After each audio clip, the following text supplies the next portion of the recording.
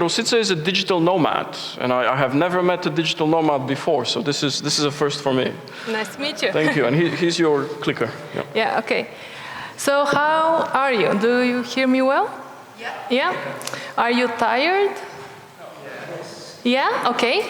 So let's start with a short video because we're switching topics, changing gears, and this is a video to chill. Okay?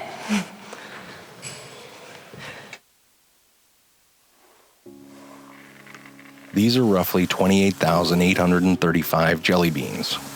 I counted out 500 of them and used those to weigh the rest.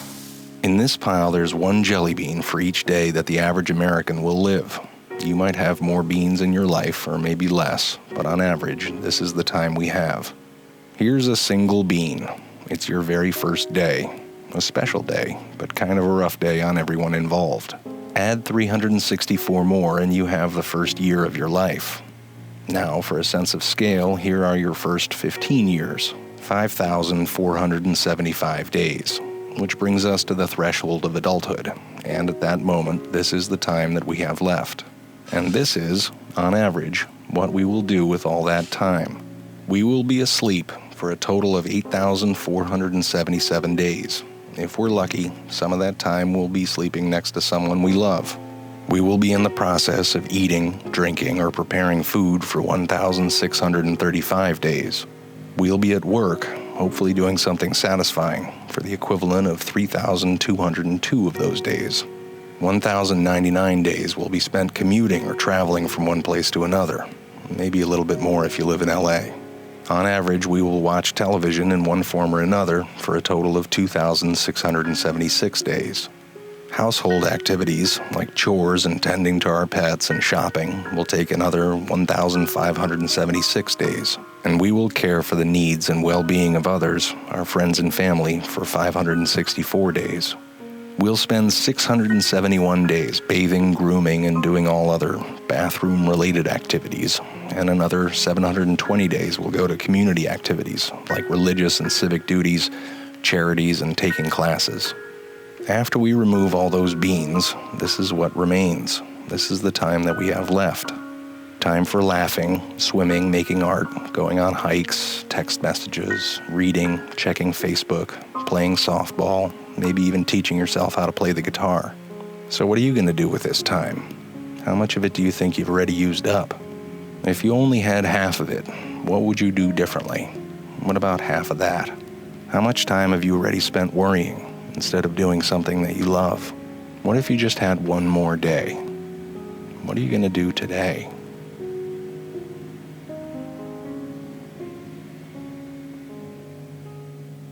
Okay.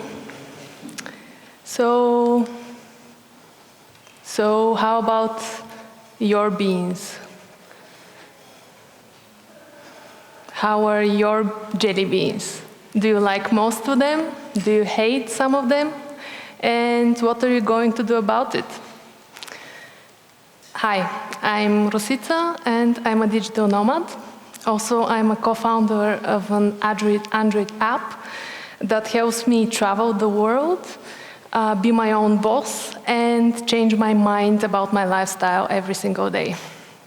But in the beginning, it wasn't that easy. It was actually very difficult. I was living in the Netherlands with my partner, and we were developing an app for 6 months.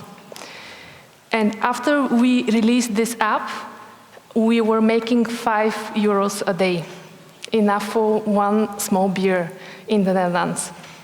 So we had to make a choice very, very quickly. Either give up on our dream of owning our own company, find a way to make more money, or find a way to reduce our costs. I thought the last option was the most interesting one. So me being me, I went on Google and searched 2 phrases: cheap country and great people.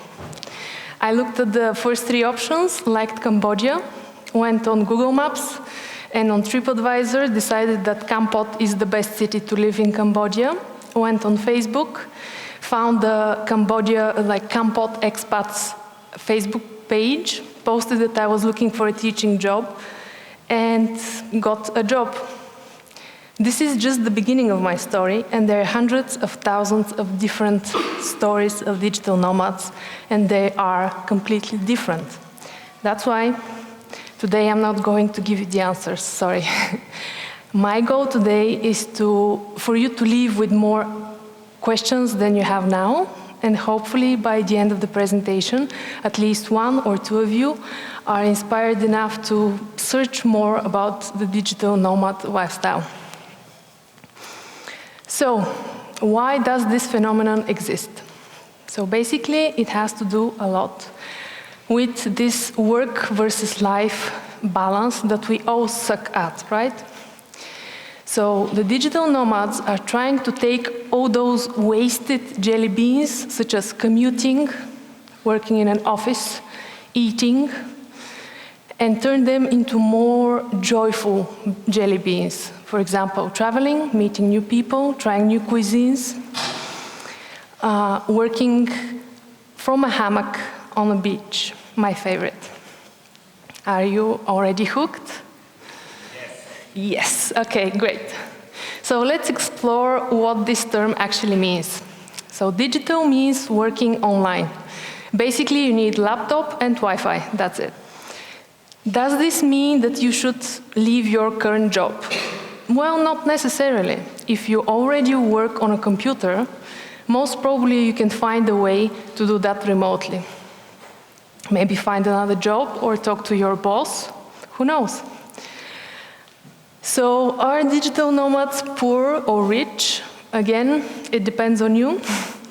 I know some people who make only a few $100s a month, and I know at least one confirmed millionaire. So being a digital nomad doesn't mean you're either poor or rich. The nomad part means you travel. Does it mean that you constantly travel? No. Does it mean you're a tourist?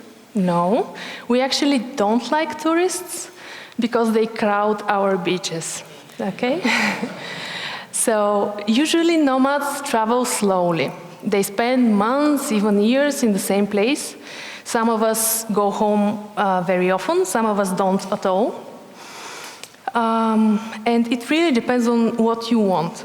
For example, I'm currently in Bulgaria and living here, but I still consider myself a nomad because I can change my lifestyle and travel whenever I want. Are we hippies? Yeah, some of us aren't, but basically the profile of a digital nomad is someone who doesn't like the 9-to-5 and is looking for an alternative and is willing to change something and take risk. So when to start? Well, my advice, because I am a risk taker but not a big risk taker, is to have at least some skills that are sellable. If you don't think you have them right now, first develop them and then start traveling. Develop a bit of portfolio if you're traveling with clients, if you're working with clients, and definitely have a solid plan A, B, C, and what the F plan, okay? Because things happen. Where to go depends on the cost of living, on your internet access, and most importantly, if you have a support system there. Look for places where you meet like-minded people and other digital nomads, people that are starting again with you, and also for successful stories. This is a map that shows where it's good for digital nomads to go. So basically, Southeast Asia, South America, and Central America are the perfect places for you. The person that made this map, I think, thinks that after Brexit, UK will be a cheap country. I'm not so sure, so don't go there yet. So the burning question, how to become a digital nomad? I don't know. I mean, it depends on you. It depends on how much you want to work. If you want to work 8 hours a day straight, then you follow one path. If you want to work 1 hour a day, then you follow another path. It depends on how you view your job. If it will be something like means to live your life, or it will be the meaning of your life. Also, it depends how badly you want to leave your current situation. I know people that leave and start traveling with $5 in their pockets. They do any type of job, and after several months of surviving, they succeed. Some of them return. So this is like a very basic pathway that I created. You can work offline, online. Offline, I know a lot of Bulgarians who go and become English teachers in Southeast Asia. It's very popular. You can practice your own profession, especially if you're a yoga teacher or a bartender. Online, there are many different options. You can continue working your own job remotely. You can freelance. You can invest in Bitcoin. Why not? You can start your own business. Or if you have a local business that you have to have people here, you can hire them and just manage them online. Everything is possible. So for freelancing, I've just created this just to start you on thinking about what you can do. I've divided it so non-technical. Basically, you need less time to develop a skill, but usually those are less paid jobs. I know a lot of people who had different professions, but then decided to travel, and they became virtual assistants, teachers. I even know a guy who's a professional chef, and he travels and cooks for people everywhere, and he makes that money, his money that way. So now it's your turn. If you have any questions, suggestions, share experiences.